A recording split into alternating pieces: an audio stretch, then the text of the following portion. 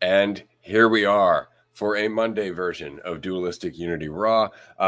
I'm excited about this. Admittedly, I'm in a bit of a mood, and it's only because, frankly, whenever Andrew posts a video of his that is oddly controversial, regardless of the intention behind it, there is this onslaught of comments. And it's interesting because while some comments are very positive, I understand that the majority of people who watch the video and they're like, yeah, that makes sense, don't leave a comment.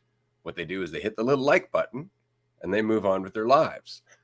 It's the people who don't want to move on with their lives, who stop and leave long comments, usually just getting upset or trying to self-validate or attacking Andrew personally and making a bunch of assumptions and stuff like that. And it's frankly just because they don't want to take that time to question what they think they know. They don't want to take that time to question their first response to what it is that they're seeing.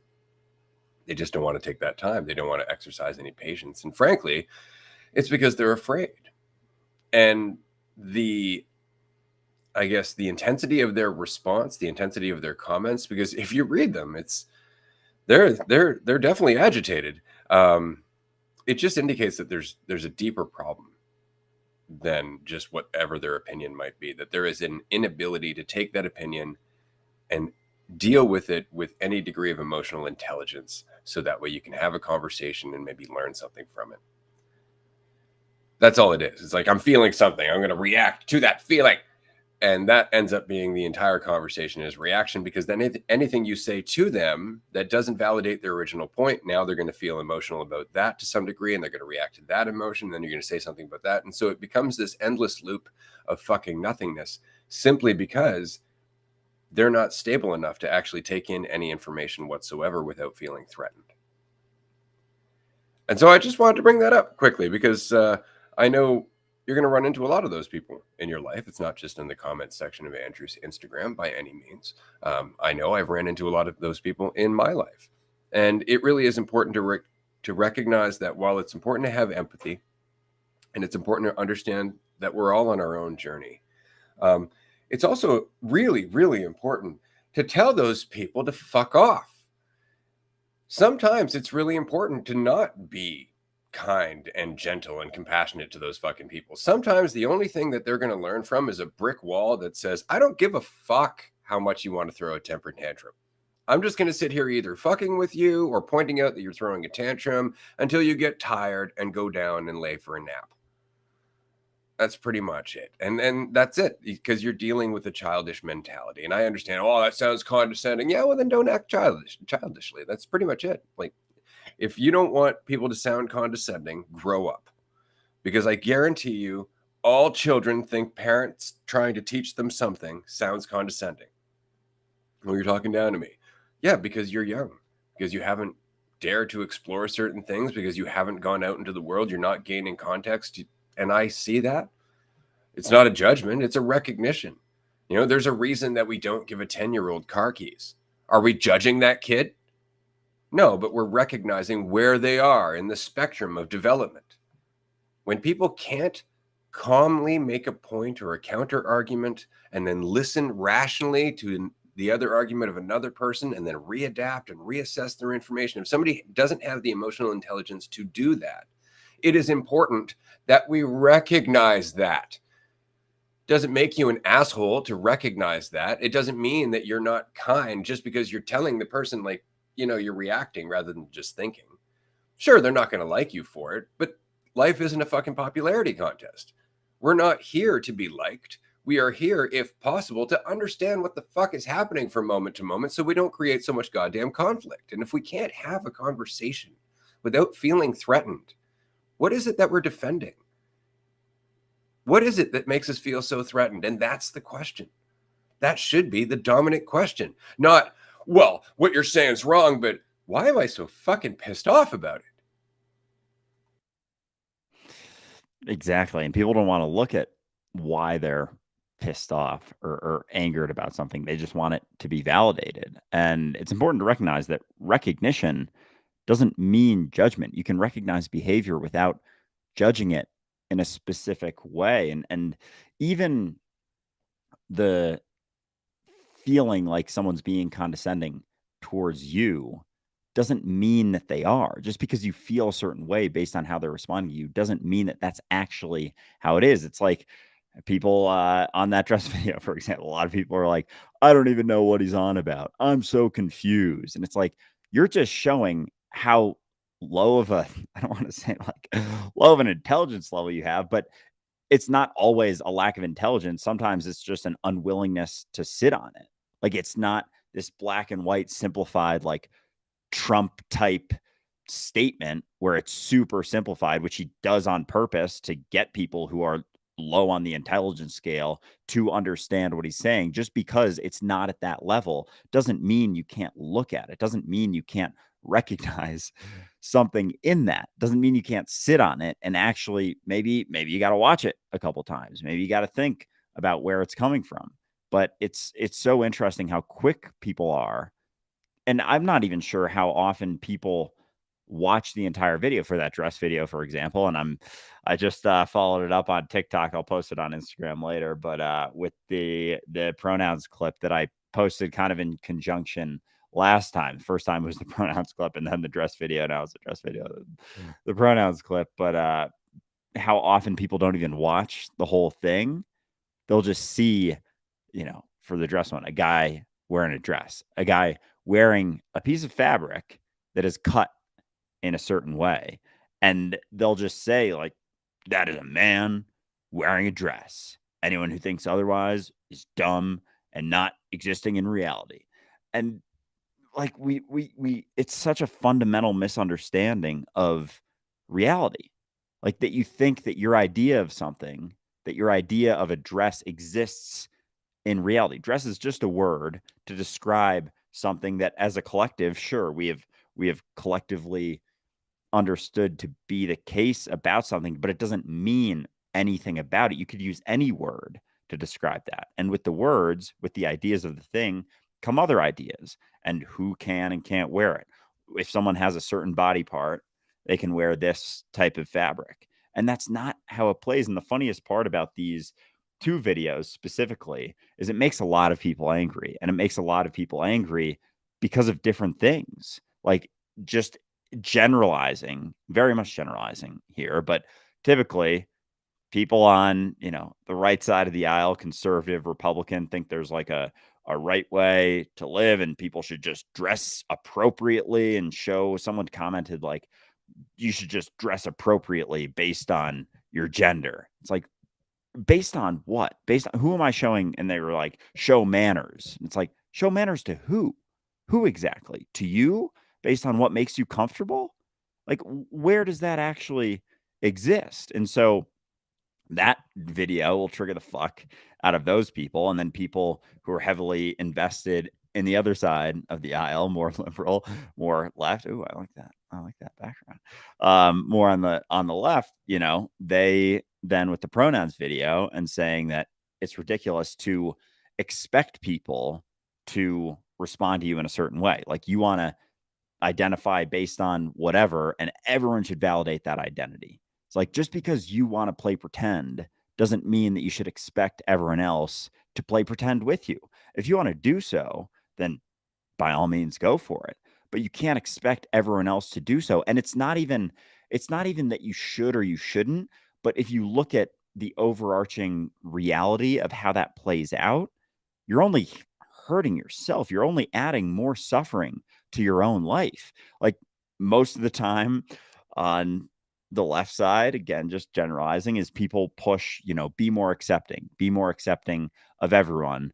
And yet we're further dividing ourselves. We're further identifying. We're further digging into our identities taken as truth. How do we think that further dividing ourselves based on identifying as more and more different things, as more divided things, is going to unify us? Like people preach unity, and yet they dig in further and further to identity and all of the expectations that come with it. Like it's still buying in to that mentality. And as Ray's made the point before, the most progressive thing you can ever do is just maintain what you are and dress however the fuck you want. Like by someone thinking that there's something else and then buying into the societal expectations. Say a man who identifies as a woman and then dresses, as a woman essentially, and wears dresses and makeup and all of that, is only reinforcing this made up bullshit societal expectation that women wear this, men wear this, women do this, men wear that. Fuck all those expectations. Fuck all those quote unquote societal norms. You want to spit in the face of those, maintain what you were born as, and wear a dress and wear makeup. But by identifying as something else, identifying as another gender, and then living and existing and wearing things based on what society expects that gender to do, is only reinforcing that mentality, is only reinforcing that bullshit and the societal norms and societal expectations that you preach against, with the man reinforcing all the time, the quote unquote man doing. So it's just interesting how most of it just comes down to what makes people comfortable and what makes people feel good versus feel bad. And when someone makes someone feel bad because they're expecting that person to do something and they're not doing it, they think that person should change. And if you expect the world to change based on your preferences, you're only going to set yourself up for a world of suffering throughout your life. Like, personal responsibility, reducing those expectations, is one of the most helpful things you can ever do for your experience. And yet we play it in the opposite way. So it's just interesting how, between those two videos, it'll trigger all different sorts of people for different reasons. And yet they're saying the same exact thing. Identity isn't truth. The idea of yourself that you believe to have, your ideas of what men and women should or shouldn't do, are all bullshit and all made up. Well, and you'll notice that the most common response that we get to those videos is generally that, well, you don't have a right to say anything. You're just a white cis male.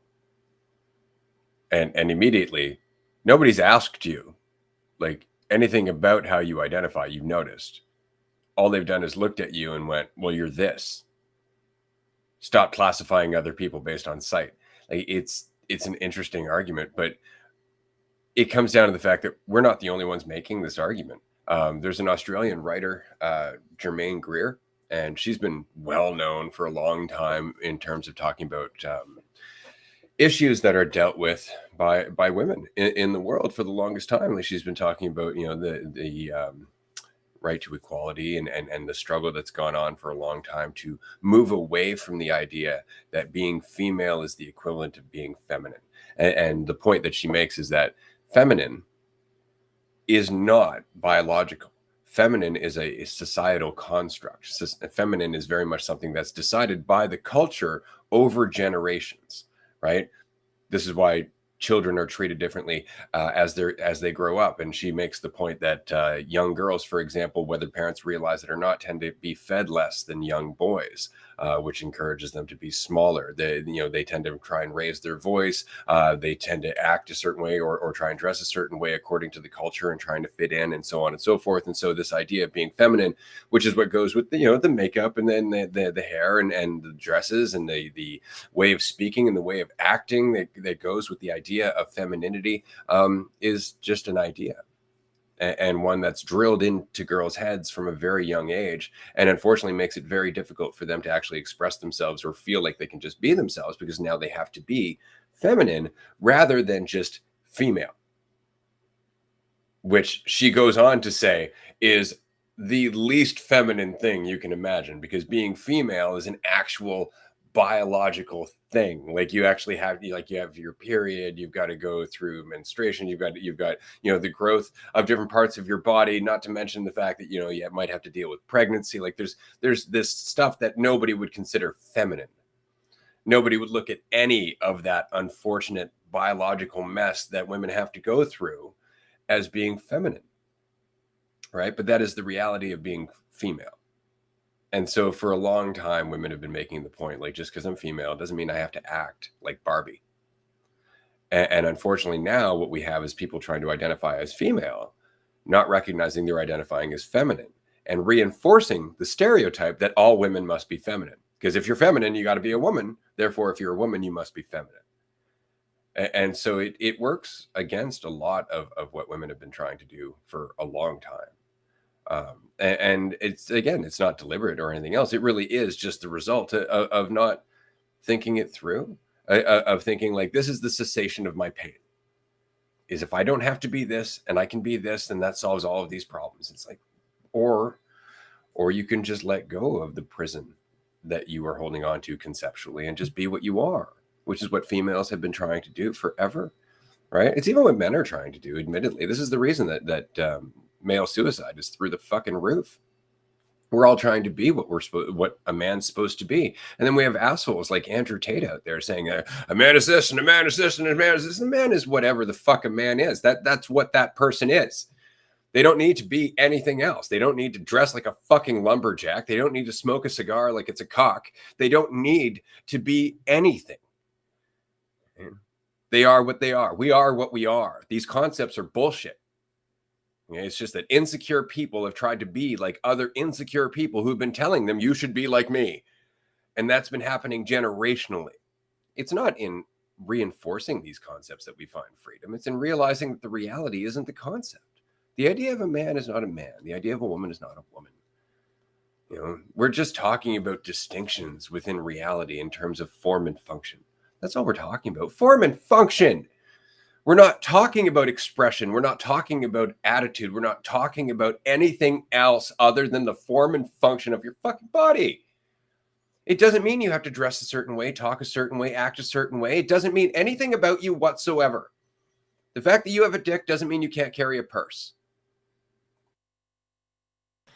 Exactly. And for people like Andrew Tate, especially, it's just so obvious that he's come up with an idea that he thinks he derives his value from.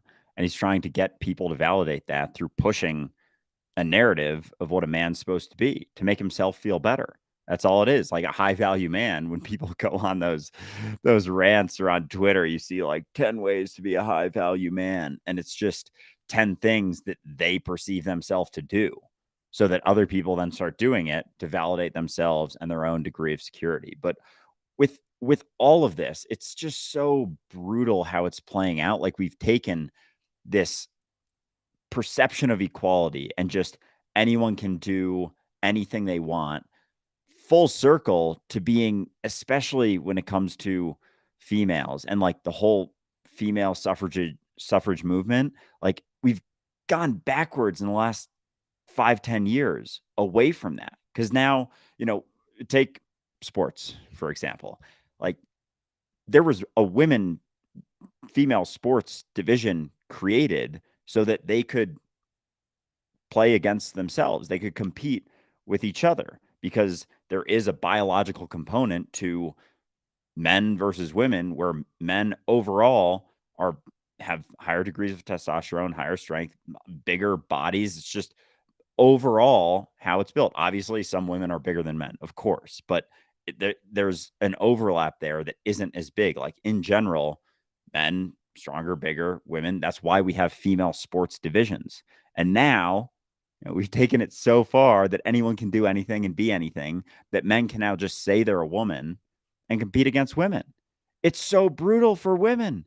Like it's so fucking not fair. It's unbelievable.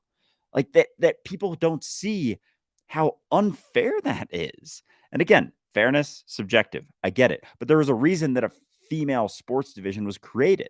Like if there was no WNBA, maybe a couple women would be in the NBA, maybe, but not many. There would be very few. So women wouldn't be playing professional basketball if that wasn't created. And now, if LeBron James just started saying he was a woman, he could go compete in the WNBA, take a woman's spot from that team, and just fucking dominate. Just fucking dominate. And people make the argument that like, oh, well, women are, and I'm not saying anything about like skill level or anything like that, but when the comparison is made, people say that Serena Williams, arguably the best female tennis player ever, she played against men and lost to like the 250th ranked male in the world, who was like a college tennis player. Like it just doesn't play out the way that we think. And it's insane how backwards it's gone and how unfair it is for women. And like it's playing out. Like my fucking alma mater, the college that I went to, allowed a man to join the women's swim team. And like, he was okay on the males team. I mean, he was a Division 1 swimmer, joins the women, and now he's like dominating. He's taking a girl's spot, a woman's spot from the team. He's taking a medal away from women who are competing in that. It's fucking asinine. Like, it's just fucking ridiculous. It's not even something that, like, it's just crazy how we've gotten to this spot as a society of like such a insane degree of acceptance that now anyone can do anything, and it's gone backwards. We have regressed when it comes to female rights because we're just allowing anyone to say they're a female, and because they're able to compete and do better and win more medals, we're like, yay, and we actually celebrate them. We actually say they're so strong for doing it. And it's just ridiculous. Like, I can't even believe that there's a conversation happening, let alone it actually being allowed. It's just absurd. Oh, I believe it. I absolutely believe it. I mean, we've been on this trajectory for a long time. We really have. Like, if you look at, say, the 90s and the self-esteem movement, for example, that was all basically hinged on the idea that you have to feel good about yourself all the time.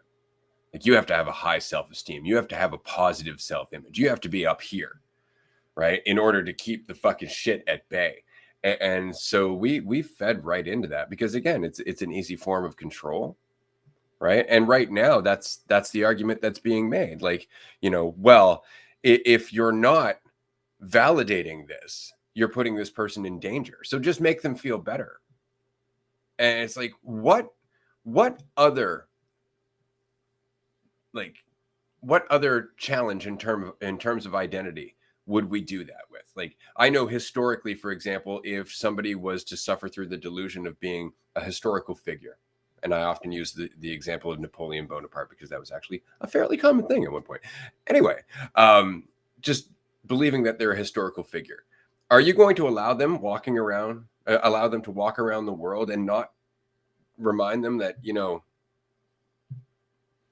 I feel what you're doing and I understand where it's coming from. I get it's informed by past trauma. I understand it's formed by, some issue with who you perceive yourself in reality to be, but you're not Napoleon, and it's not to be harsh. It's not in any way, to show a lack of empathy. If anything, you're doing the hard thing and showing empathy. Right, you're trying to reason with this person. It doesn't mean that you're like, don't do that, and all that shit. But it's coming from a point of view where it's like, right, I get where it's coming from, but if I were to just entertain it all the time, you would remain stuck here, rather than making progress towards recognizing that you, the way you are, not trying to be anything, are enough. You're enough.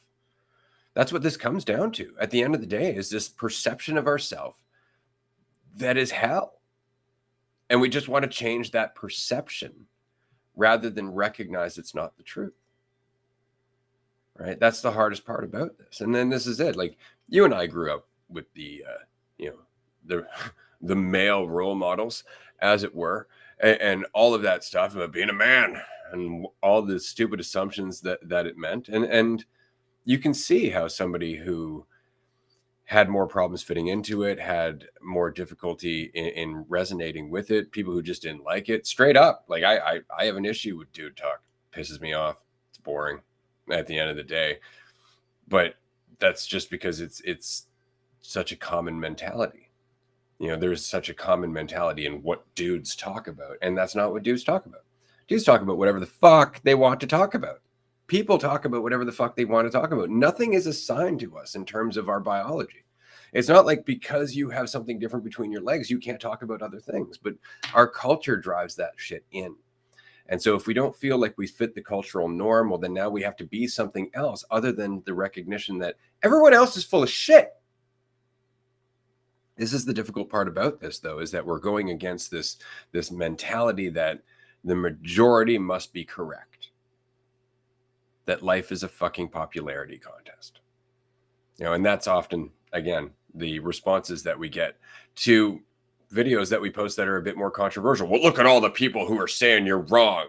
That's worth you looking at the fact that you're wrong. It's like, would you say that to anyone else if they were making a solid point? Like, how many people have been trying to make a solid point in history and everybody's wondering, you're wrong, only to find out later they were right? That doesn't mean that we're wrong just because you don't fucking like it. It doesn't mean you're wrong just because people don't fucking like it. It's not about you being liked. It's about you being honest with yourself. At the end of the day, it's about you breaking down the walls that cause your hell because they're yours. They're yours and you can do it. But thinking that you got to fit into the world around you, that's just an ongoing hell that never ends because the world's always going to keep changing and you've got to change along with it. If you're trying to keep up, then all you're doing is falling behind. Whereas if you just change as you are, then you are the world changing. There's nothing to keep up to.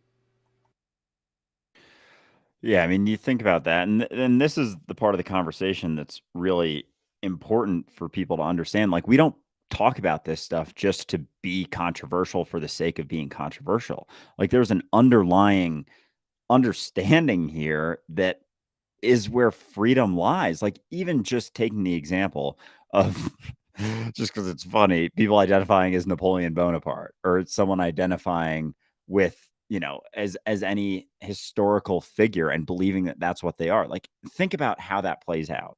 Every single morning, you wake up and you have to have a thought about what you are. You have to maintain an idea because you're not Napoleon Bonaparte. Napoleon Bonaparte doesn't even exist. It's just a name and a concept that comes with it, an idea that comes with it. So you wake up and you're like, I am Napoleon Bonaparte. And you have to think about it. You have to maintain that. And then throughout the day, you have to maintain that. And when someone doesn't refer to you as that, you have to correct them. And if you make the argument then in response to that you don't have to correct them, then why do you have to wake up and maintain the idea that you're Napoleon Bonaparte or think that you are that? Like, freedom lies when you wake up and you don't think about what you are. You don't think about what you have to identify as. And if you're a woman pretending to be a man or a man pretending to be a woman, you have to wake up every morning and maintain that idea. And if you say that you don't, then why are you doing it? Then why are you causing people or expecting people to talk about you in a certain way, to identify you in a certain way and call you a specific thing? Like, that's where freedom lies, when you don't maintain a conceptual idea of yourself.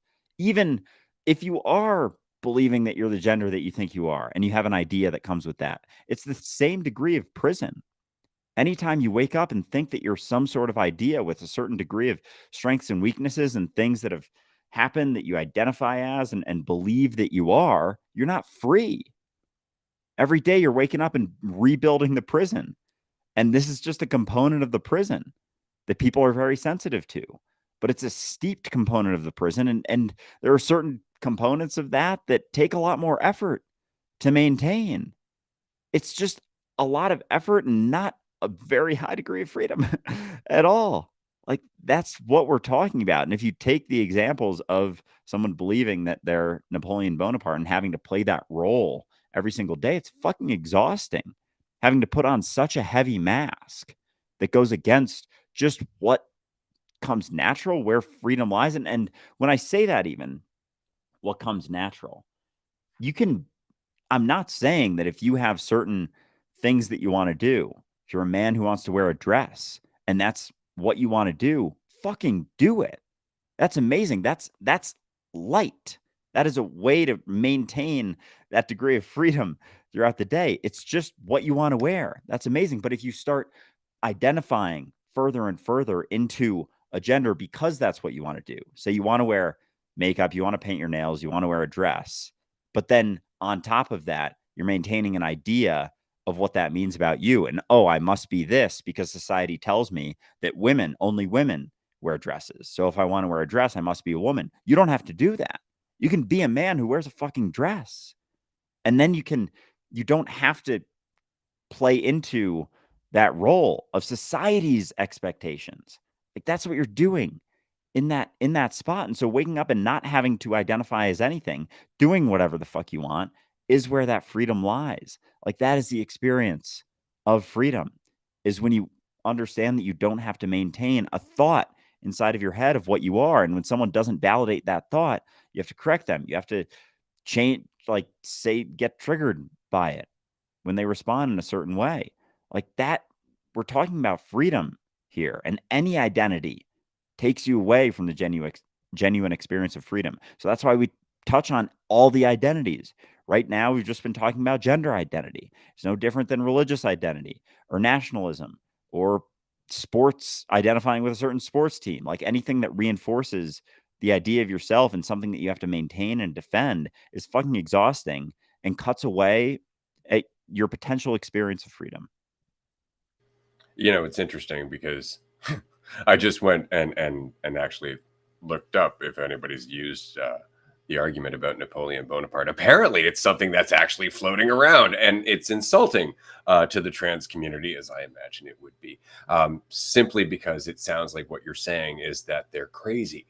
And I would just like to say that that shows an incredible lack of empathy for the person who's identifying as Napoleon Bonaparte. There is no such thing as crazy, right? There is different levels of confusion. There are different levels of self-loathing. There are different levels of avoidance, right? Like that's all it is. The mind is an incredible environment that we can get very, very lost within. Nobody is saying that anyone dealing with any quote unquote mental health disorder is in fact crazy. Anybody who thinks they're not crazy, though, might be a little bit on the crazy side, just to throw that out there. But it's really important to just recognize that it's really just working with our mind. That's all we're ever doing. You know, like the example is often given in this argument, like, well, you've never experienced gender dysphoria. I would disagree. I would say that pretty much everyone has to some degree, but it's a spectrum, right? It's how committed to the idea of you needing to be the ideal of that gender are you, right? Like how many women, for example, have gone through their teenage years trying to be what's on the cover of a magazine, which has been photoshopped. That is gender dysphoria. See, that's you looking at yourself being whatever gender or sex, because I don't consider the two things to be separate. You are, and then going, but I'm not the ideal. And immediately you were going into this mentality that you're in comparison to an ideal. And then it's all of your assumptions about yourself within that comparison that drag you the fuck down. This is why it's called dysphoria, right? The opposite being euphoria, where you feel that you have met the ideal. I'm perfect. And then you're an egotistical asshole. But we're all going through that spectrum. You see what I'm saying? And the problem is that when we're really far from the ideal, we actually start to think that we belong on the other side of the fence. There's no fucking fence because there's no ideal. But our culture doesn't know how to accept that because we always have to create an ideal and compare our value according to whatever that ideal is. It doesn't matter what it is. It could be anything in terms of a society and progress, in terms of a person and their career. It's always this, I got to be this, right? And we always do that. And that is the problem. That's the only problem, is that we think that there's a spectrum we think that there are sides that we have to fit within instead of recognizing that that's entirely defined by us. Right? But this idea of dysphoria and euphoria really does come down to the same thing it always does. Identity. If you're being raised and lowered in terms of your value, that is identity. That's a fiction. That's a concept. It's the only thing that can be torn down or raised up. You are just you, right? There's no sense of what your value is outside of your subjective decision. This is what it is, this invisible bar that you hold yourself up to. And the problem is that you don't have to. And instead of saying that to kids, instead of saying your value is immeasurable, you may not like what you look like right now. You may not like who you are right now, but that's because, frankly, you don't know who the fuck you are right now. Right? You're still trying to be an idea instead of just experiencing your life, expressing yourself, unfortunately, within an environment that's not very receptive to it. And that is another part of the problem, right? Is the fact that we're telling people, like, just be yourself. But dude, you wore a dress in a video and people just fucking lost it. They lost it. And you just wore a dress in a video. That's all you did. That's it. You're not like, I'm a minority woman or anything like that. You're just wearing a fucking dress, and everybody just lost their shit. And why? Well, because they're insecure, because they need to validate. And so when you try to express yourself and somebody tears you down, right? All of a sudden you feel like you shouldn't express yourself. And so I want to go back to what I was saying at the beginning of this episode. Fuck those people. Exactly. And it's even funny how gender dysphoria, when you talk about that, like anytime you have an urge or a gut instinct to act a certain way or do a certain thing, and then you don't because you take a step back and you're like, yeah, but is this what a man would do? Is this what a man would wear? Is this what, or you're a woman? Is this what a woman would wear? Can I do that's gender dysphoria. When you even like it's infiltrated our society so much that I would even argue that the expectation for a woman to have an expectation of a man to buy them flowers on a date is gender dysphoria. That is also gender dysphoria. Any expectation that you have based on what you what gender you think you are, and then an action that should be taken because of that gender is gender dysphoria. Like it's an expectation based off of what gender you perceive yourself to have. And this is just in the dating world specifically, like the man paying for the first date, the man courting the woman, opening the door for her. It's all gender dysphoria. It's an expectation based upon gender. That is also gender dysphoria. Thinking you should act a certain way, thinking you should wear a certain thing, thinking you should sound a certain way. And this has infiltrated our society in a way that causes people to take drastic actions. There's a video I saw this morning on TikTok, just popped up on my For You page. Don't read into why this popped up on my For You page too much. It was like a true crime thing where a guy was 22 and he was a virgin. And he had this idea that he shouldn't be a virgin now. And he felt like he wasn't being validated by women. He was angry. He was like, no woman has ever thought that I was attractive. They've ruined my life because of it. I'm still a virgin at 22. So now I'm going to ruin your life. What is that based upon? That's based upon an expectation that a man should have a bunch of sex, that he shouldn't be a virgin by 22. It's based upon all of this gender dysphoria that a man should act in a certain way. And because he felt like that was the case, and it was based upon this assumption that a man should be a certain way, should act a certain way, by the age of 22, he should have had sex by now, that there was then this expectation. And because he didn't meet it, he felt terrible inside, so extremely awful that he went on a murdering spree. He killed like 6 people, injured a bunch of others. I believe it was a shooting in a bank or a MIT. school or something. Was I'm that pretty it? sure it was MIT. Yeah, Okay. I remember Yeah. watching the video after it happened of this guy sitting in his car saying, Yeah. why aren't women talking to me? I'm immaculate. He actually said immaculate. I have the right car. I go to the gym. I'm well dressed. Why aren't they talking to me? Yeah, that was it then, because he was sitting in his car before, and he's like, now, you've all made me feel terrible. Now I'm gonna make you feel terrible. And it's all inside his head. It's all things, expectations, ideas, concepts, beliefs about what he should or shouldn't do, about how he should act, because he deems himself to be a male and there's societal expectations for men. And that infiltrated his mind to the point that he felt like he needed to take action because he felt so terrible. It's the same fucking thing. It's gender dysphoria.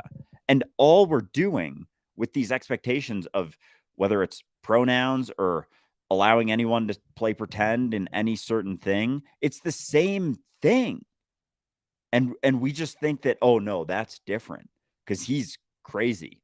Like he's a psychopath. He's a serial killer. Whatever. It's the same underlying mentality that's causing someone to act in that way. And it's the same with the dating stuff that I talked about. The expectation for the man to pay, or for the man to buy her flowers, or the man to open the door, or all this fucking bullshit. That's all gender dysphoria. Anytime you expect, or a man should wear this or shouldn't wear that, or a woman should wear this or shouldn't wear that, or a woman should sound this way and not this way. All of it is gender dysphoria. Any expectation you have for the way that you act based on what gender you are is gender dysphoria.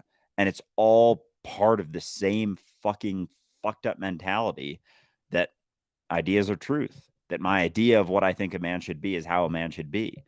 And anyone who doesn't align with that can feel bad unless they recognize how bullshit all of it is, and then they won't feel as terrible. And the bullshitness of it is all encompassing. Like it spans across all of everything we've been talking about, is buys in to that same mentality. So if you want to talk about that guy, the MIT guy who killed a bunch of people, you got to talk about all the components of the gender dysphoria and how insidious it's become. It's interesting. It's like we've totally forgotten about things like anorexia or bulimia, which are perfect examples of gender dysphoria or dysphoria as a whole, not thinking that you're enough. So now you actually have to physically hurt yourself. It's the exact same thing. It's the exact same thing. And it's all just trying to live up to something. And so it's identity at the end of the day. And it's interesting that we don't want to recognize that that is one of our biggest problems, but it is. And somebody was making the argument this morning, like, well, no, if you don't have a solid opinion about things, then, how can you be relied upon? It's like anybody who relies on a solid opinion about anything is somebody who's resistant to change. That's really all it is. What you're saying is, no, I need to stand on this forever.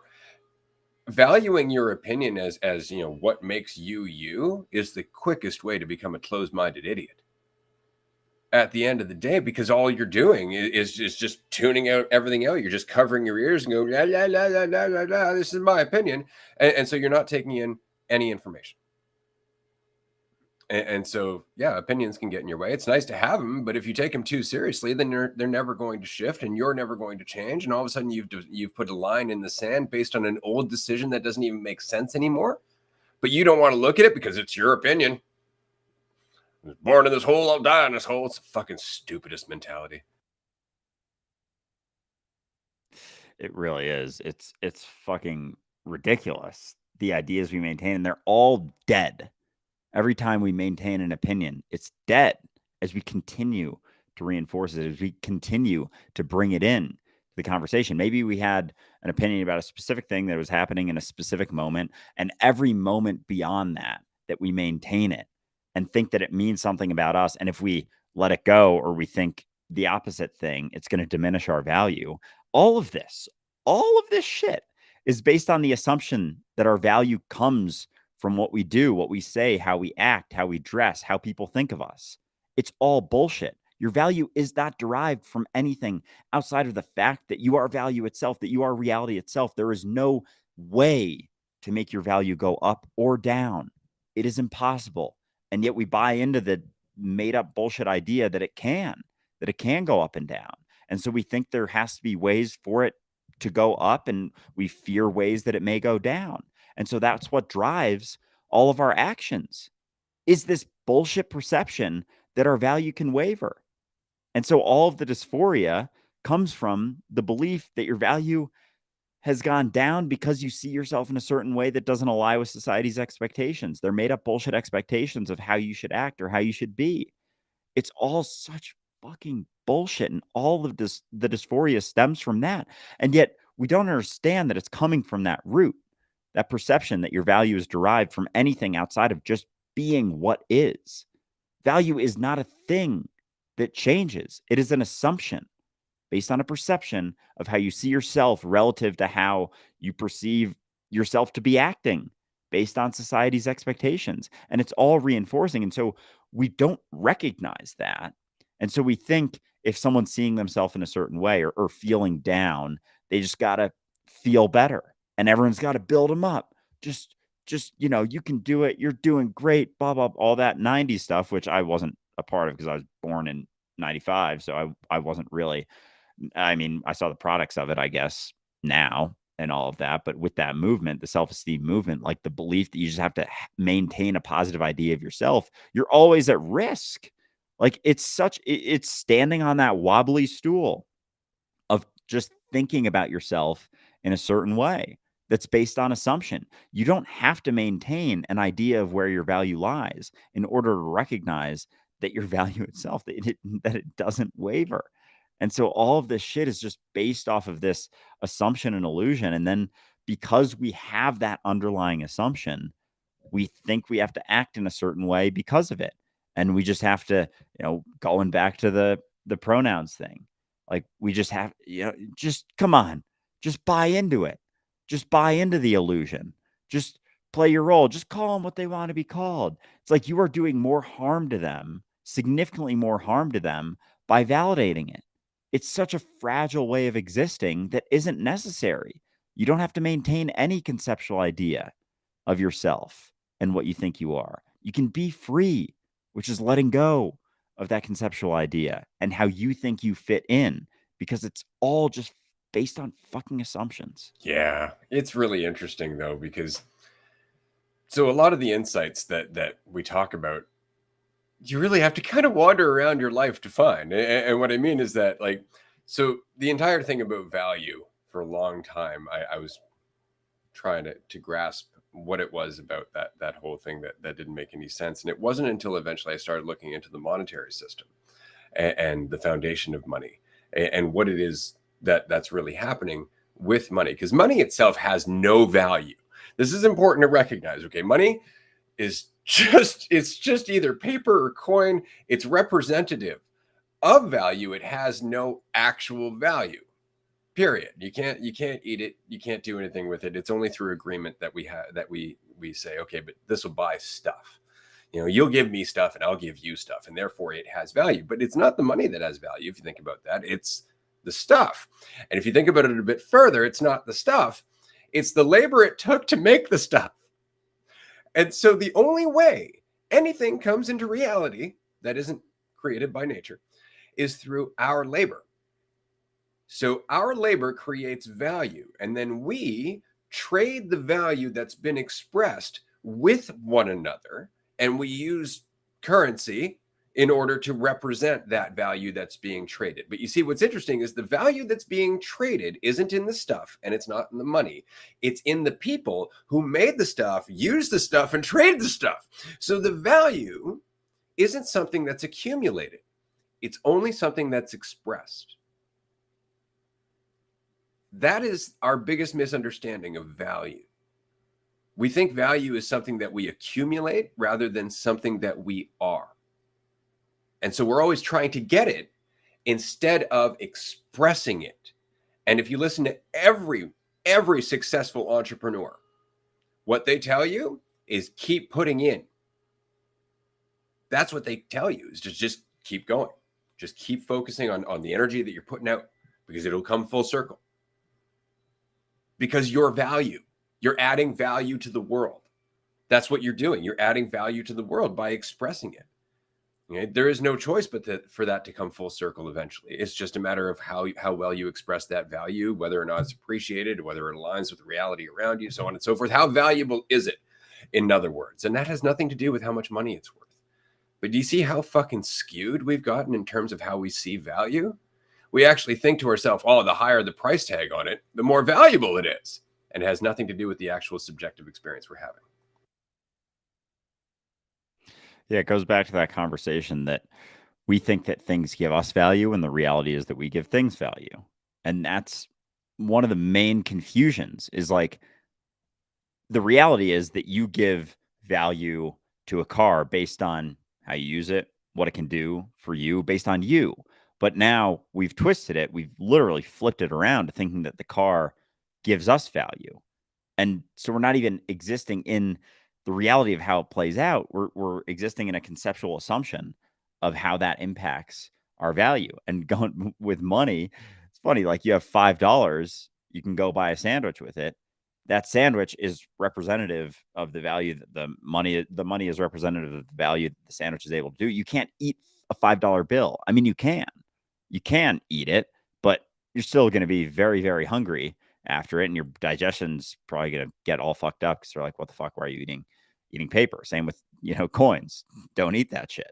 But you can buy something that you can eat with, and you can probably spend less money by trading off some of the labor that it takes to make that sandwich. You go to Subway now, they don't have $5 footlongs now. They're like probably fucking $10 or $12 given inflation and whatnot. But then you go to the grocery store and buy a loaf of bread and some meat and some cheese and whatever, and spend $30, and you can make 30 sandwiches out of that. But it's the labor that you're putting into it that's where the value shifts and changes. But it's it's interesting the value of, or the discussion of value being something that you express versus something that you get. Like, it's, we have a just such a fundamental misunderstanding of what we are.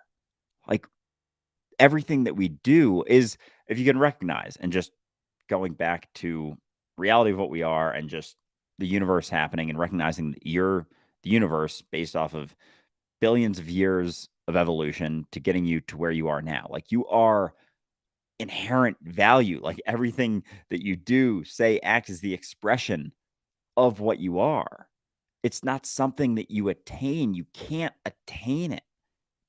The attainment of any of it is just based off of an assumption of what you think that does for you, because we have that fundamental misunderstanding of what we are. Like, you're it. Everything you do is the expression of it. It's coming from the inside of you out. It's not coming from the outside in. And because we think that it comes from the outside in, we think that we have to see ourselves in a certain way. I have to build myself up. I have to see myself in a certain way. I don't feel like I fit this. I have to be that. And therefore, everyone has to validate that expectation. It's fucking exhausting, because we don't recognize that everything we do is an expression of that. Like, we're so fundamentally confused about how that actually plays out in the reality of what our value is. Mostly because of our self-image. That's really it. Like, we're so caught up in identity that we really have no choice but to think about whether we're valuable or not. Because if you're thinking about yourself, then you've got to live within a spectrum, and that spectrum's got to live somewhere between good and bad, valuable and valueless, worthless and worthy, right? Like, regardless of what image you have of yourself in your head, it is in a spectrum from good to bad. There's no choice. If it's an idea, it's within duality. And so you're immediately, you have to try and get more. You have to try and be more. That's the problem. That's what it is. Identity and the idea that your value can be measured kind of go hand in hand. Right? So in order to recognize that your value can't be measured, you have to be willing to question how much you're identifying as valuable or valueless. Right? You really just have to shut up and do, is what I'm saying. Like, just put in, and over time you will start to grow, and you will start to recognize your value. Not the value that you're gaining, but the value that's always been there, but needed a little bit of refinement in order to be expressed more thoroughly or more efficiently. And that's really it, right? But that's difficult, and it requires us to actually grow up a little bit. And most of our society, unfortunately, is still stuck in the teenage years. And so they're all just like, be popular, be popular or be rich. And that's pretty much it. That's like the pinnacle for us, is just this sense that you have value because other people say you have value, and other people want to be you. And that's what everybody in our society is more or less trying to play to right now, whether we realize it or not. And so somebody was saying, I don't think there's anything wrong with having a value spectrum of yourself. Okay. And that's fine. I understand what you're saying, but I'll tell you right now that there's never been a moment of your life where you felt anxious or depressed that wasn't a result of your commitment to that spectrum being truth. Where you've been nervous about judgment, where you've been nervous that you're not enough, where you've been nervous about a test, where you've been nervous about a job interview, when you've been nervous about, any challenge whatsoever, that comes from the spectrum that you think is a good thing for you. Because now there's a danger of you falling lower on that spectrum and a need for you to be higher on it. So you might say that I don't see anything wrong with that, but I would make the argument that it's just because you're comfortable with the devil you know. That the alternative would be letting go of some idea of yourself as being able to have more or less value and actually just putting in and watching your life change. I would say that you're addicted to the narrative of yourself in your head, that unless you're judging your progress, you don't think you're making any. And on top of that, just like the exhaustion of maintaining, like, continuing to measure your value as you go. Like, it's not a necessary way to live your life. Like, you don't have to have checkpoints where you check in on how your value's doing, like how people are perceiving you, trying to figure out what someone thinks about you. But we're constant, like, a lot of the things we do is that constant measurement, the constant checkpoints, the constant checking in of where our value lies, how we're being perceived, and we can never know. Like, you can never actually know where it falls. Like, it's impossible. It's actually completely and utterly impossible to know where your value lies. Again, it's just an assumption of what you think and where you think it lies. Like, you can't know it. And when you really sit on that, it's arguably the most freeing thing that you can recognize. There's nothing that you can do to cause it to shift or change. And so, no matter how someone else sees you or perceives you, or how you perceive them to perceive you, you can't really know that either. And so, it's just really interesting how we're constantly trying to measure it and check in on it and how we're doing, making assumptions, existing in our head, thinking that that actually means something about what we are, because we have the assumption that we are a conceptual idea, that I am a conceptual idea that exists inside of my mind. But that idea exists differently inside of everyone's mind. There is no objective idea of you. You're maintaining one, everyone else is maintaining one. You're perceiving your value based on your assumptions of how other people are perceiving that idea to be. And it's always fucked. It's always incorrect. It's never actually right. So it's yeah, it all ties in together. It's all intrinsically tied. The assumptions of this, the expectations for you to see yourself in a certain way, and expect everyone else to look at you in a specific way. And it just cuts down on your energy, on your potential, on your ability to express that value in the greatest way that you possibly can. Like, the expression of that value comes from 100% attention, 100% energy in the thing that you're doing. And as you try and maintain a measurement of what that means about you or how you're doing, which is another assumption, it cuts away at your ability to express that potential. And we've just limited ourselves to expressing our potential in such superficial ways and such limited capacities. We're just weighing ourselves down and down and down, further and further and further, until people don't want to even exist anymore because of those assumptions. They've gotten so heavy that they think that they must be true. And any degree of assumption that that idea of where your value lies must be true will have consequences inevitably. And I think we've gotten just so extreme with them that, we actually think they're the truth, and we take actions based upon that. We are violent towards ourselves, we're violent towards other people. And it's all just based on the idea that your value lies somewhere within your assumptions and other people's assumptions of you. And it's never actually correct. It's never actually the reality. There's a very good expression in terms of heroin addiction, chasing the dragon, where you're always chasing that high. You're chasing the greater and greater, sense of yourself, or sense of completion, whatever it might be. But that's very much the idea of identifying and having a sense of yourself having more or less value. You're always chasing the dragon. You're always chasing this sense of value. And of course, when you're faced with that possibility, when you're faced with the idea that you're actually creating the lower part of the spectrum for yourself in this urge to get to the higher end of the spectrum, you always end up with this denial, this cognitive dissonance of no, I'm doing it on purpose, I swear. And I've heard it hundreds and hundreds of times with drug addicts as well as with ego addicts, and it's very much the same thing here. And we had the same comment. It's like, oh well, I enjoy the negative. I don't think you do. I think that honestly it's just too big of a hit to your ego to understand that you're creating your own self-destruction. And that's the thing. It's like, there is beauty to suffering. Yeah, there is absolutely beauty to the process of suffering, which is very different than the process of willingly self-destructing.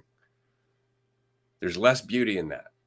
All you're making it sound like a heroin addict who can't let go of the drug until it kills them is a beautiful thing to see, right? As opposed to the heroin addict who recognizes the cycle and is able to walk away from it, which is a beautiful thing to see. So all you're doing is you're wallowing in it because it's comfortable, and then you're telling yourself that it's okay and that you really enjoy it, despite the fact that you don't. You don't enjoy feeling anxious or feeling judged or worrying about the future. You don't enjoy self-doubt. You don't enjoy going through all the narrative in your head about what's going to happen tomorrow and what people think about you. You don't. And you're going to tell yourself, oh yeah, I do. And that's just addict talk. At the end of the day, That's all it is. And so you're welcome to, and you say, well, I'm here for a conversation. No, what you're here is to self-validate. That's what you're here for. You want to say, this is what I'm doing and it works for me, despite the fact that you're here looking for an answer because of the suffering. So a little bit of self-honesty might do you some good. Yeah, that comment's fucking hilarious. Like, because that negative perception of yourself you've gotten comfortable with. And because you're comfortable with that, you don't want to question it. And you'd rather maintain a negative idea of yourself than recognize that it might not be true. Like, we prioritize maintaining a conceptual idea that we believe to be the truth because we've gotten comfortable with it and because it's what we've always done. It's kind of the devil you know, as opposed to questioning it. It doesn't mean that it's not still a fucking devil, that it's not still an extreme degree of suffering. So it's fucking hilarious that when people defend their suffering, it's obvious why you're doing it is because you're comfortable with it. Questioning that can be very uncomfortable. Questioning the narrative that you've maintained, the idea inside of your mind that you've maintained about yourself for a very long time has gotten comfortable. It gives you that false sense of certainty. It is not true. Your assumption about yourself is not true. And so if you're maintaining this negative idea of yourself, saying that you enjoy it and appreciate it, no, you're just comfortable in it. And I'm not going to sit here and say that you should stop doing it. That's on you. But you don't have to. You don't have to continue to maintain that negative perception of yourself. And that's what people do when they're very depressed. Like, they keep telling themselves a story because it becomes comfortable in a sense. It's the same thing when you're sitting in a group of people, or you're perceiving everyone to have a negative idea of yourself, because the alternative is not knowing what they think about you, which can be uncomfortable. The alternative is recognizing that maybe they're not thinking about you at all. And that's the alternative with our ideas of ourselves. You don't have to maintain any idea of yourself, because that idea is what reinforces that suffering, depending on which side of the spectrum it ends up on. And even if it falls on the positive side, you're maintaining a very positive idea of yourself. That's something you have to defend. Someone else sees you in a certain way that doesn't match that idea, and it creates a conflict. Going back to Krishnamurti's quote, there is no conflict without I. You don't need to maintain any idea of that, no matter how comfortable it's gotten for you. And so I always find it very, very interesting when people just defend their suffering. It's just because you've gotten comfortable with it doesn't mean you have to do it. And we can convince ourselves that we actually enjoy it, that we actually enjoy maintaining this negative idea of yourself.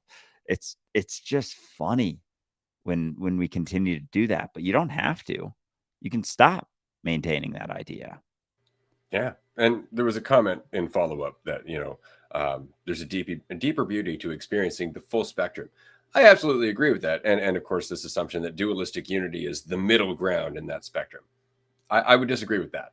I would say, yeah, it is very important to experience the whole spectrum rather than just getting caught in one side or the other repeatedly. It's about experiencing the whole spectrum here and now, understanding that all of those perceptions exist here and now, that they're all, in fact, being processed, that you are not limited to just picking where you are in the spectrum. You can be all of it, not just the center, but the whole fucking thing. Okay. And you can act with awareness and responsibility. You can recognize the pushing and the pulling of those influences within you and not be pushed and pulled by them. That doesn't mean that you can't experience them. Doesn't mean you can't recognize that they're there. Doesn't mean you can't, go into the perception of them, the emotion of them, all of that. It's all there. That's what informs your empathy and your presence. Okay. So it's not about being in the middle of the spectrum. I think you've got us confused with non-duality.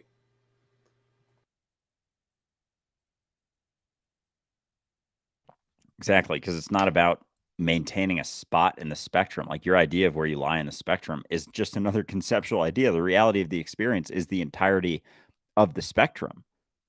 And because we want to measure where we fall, or thinking that there's a spot we should be, like, I should have this, it doesn't mean that your experience isn't going to involve all the ends of the spectrum, but it's the reinforcing of thinking that where you lie in the spectrum means something about your value, means something about you.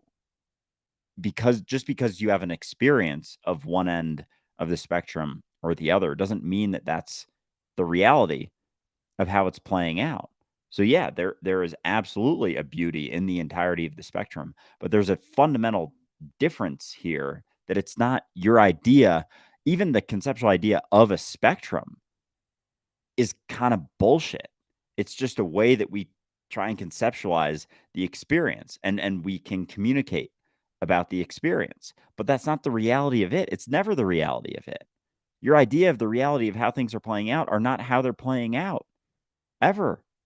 And that's sort of the assumption we continue to reinforce, is that we can conceptualize these ideas of where we fall, and dualistic unity being in the middle of that spectrum isn't it. Dualistic unity is not what you think. Dualistic unity is never, ever, ever, ever, ever what you think it is, because it's not an idea. Of course, you want to conceptualize it because you're addicted to conceptualizing things. So, of course, you think that dualistic unity is an idea that you can maintain. Any idea you come up with about what you think dualistic unity is isn't what dualistic unity is, and it's never going to be. It's a paradox in and of itself, which is funny that people try and conceptualize it. They try and think, oh, this conversation. So it's not necessarily the easiest thing to describe, because the description of it isn't the described. Any idea that we come up with about it isn't what it is. And that's the recognition that we discuss. And so it's never going to be what you think it is. But that doesn't allow you to settle upon an idea and then judge it and then think of it in a certain way. Dualistic unity is you. Dualistic unity is me. And that's not what you think. Dualistic unity is God. Dualistic unity is reality. Dualistic unity is just what is.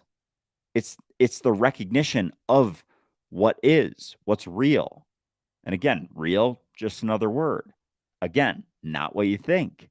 And this is where, I don't know, it can get uncomfortable, I guess, is because we really, really, really want to conceptualize things so we can know them, so we can have a false sense of certainty about what we think that it is, so that we can measure it relative to how we see ourselves, or so that we can identify with it, feel better about ourselves because we're involved in it, or judge it because we disagree with what's being said within the conversation.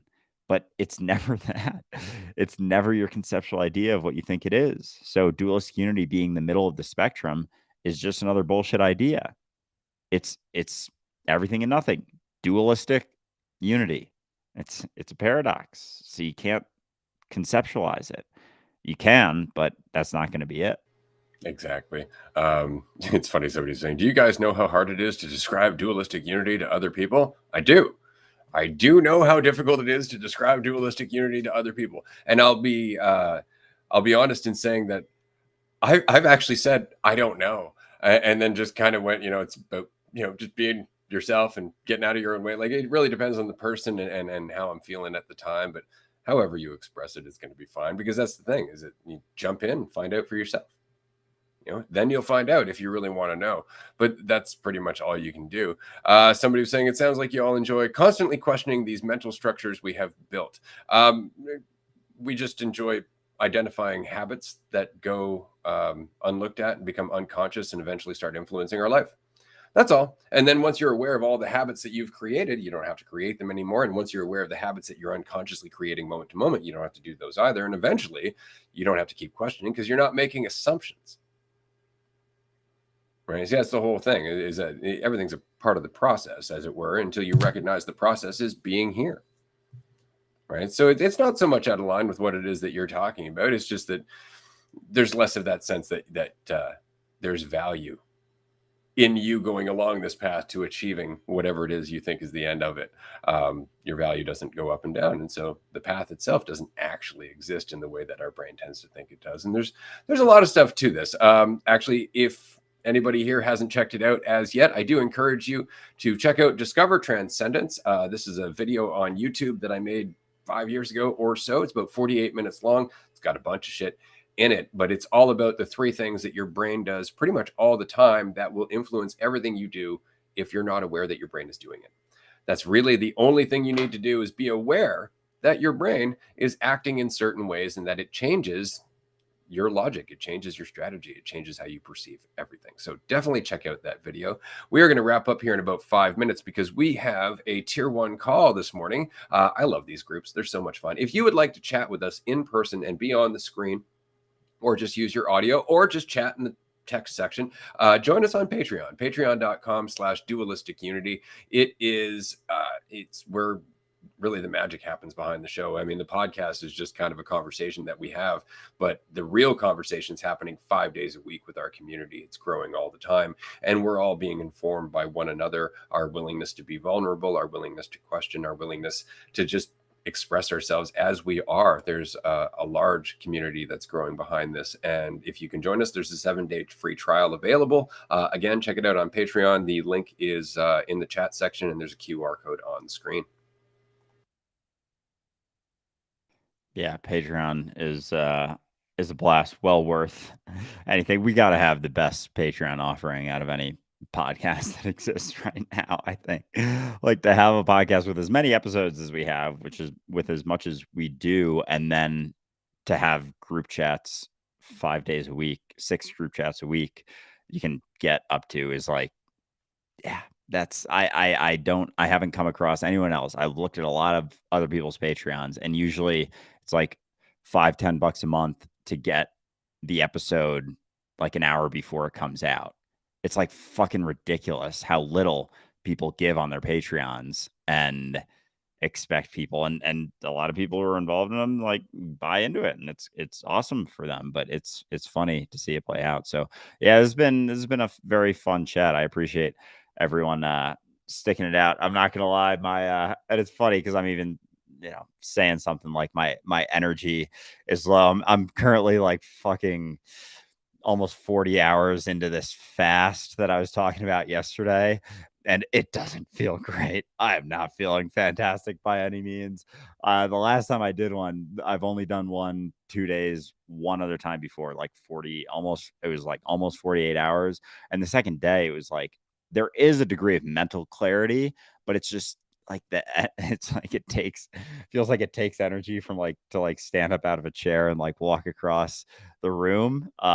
So this has been a lot of fun. Definitely feeling better. Like, the conversation juices me up a bit. But yeah, apparently there's lots of benefits. My sister was getting into all of them recently, so she wanted to try it. So I was like, fuck it, I'll test it out with you. And it's definitely a solid practice, even in just, I don't know, like mental strength, just not, which isn't even a thing, but it's just recognizing that you're stronger than you think.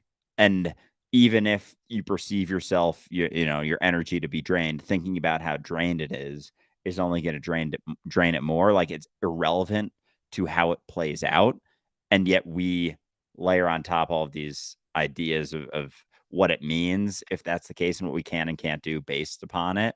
And it's not to say that it isn't playing out, maybe, but your assumption of how it's playing out isn't how it's playing out. And you don't have to drain yourself even further by getting caught up in what sort of impact it's having on you. So anyway, yeah, I was going to bring that up earlier, but this was a very fun conversation and important to get out there. So yeah, this has been a lot of fun. It has. I would say that fasting is definitely an excellent exercise in fortitude, for sure. And it's nice when you can voluntarily do it, as opposed to have reality basically tell you you're not eating for a bit, and then you just got to deal with it. And even that, is a lesson in fortitude. It's recognizing that just because you're hungry doesn't mean your body needs to eat. It's a great way to clear the slate in terms of the shit you normally think about, right? Because you'll notice when you're uncomfortable, immediately your brain wants to find something to focus on, right? And so it's just about bringing it back and clearing the fog, and as well as your body gets a bit of a break from processing all that shit that you've been putting into it, and so it gives itself a little bit of a blank slate there to rebuild from. So yeah, it's good. It's good from time to time if you can do it voluntarily. It's also good from time to time if it's not necessarily voluntarily, though it doesn't feel that way when you're going through it. And I say that from experience. If anybody's like, fucking white guy in his privilege saying it's okay to be starving. No, I've starved, motherfucker. Yeah, I'm allowed to have this opinion. Just wanted to say thanks to everyone who could join us today. This has been a blast. We are going to jump onto Patreon in 15 minutes, patreon.com/dualistic unity. We always appreciate the support. And of course, we're happy to be here if you have any questions. That's the best way to get any of the answers that you're looking for, is to come and ask us in person so we can frustrate you with even more questions.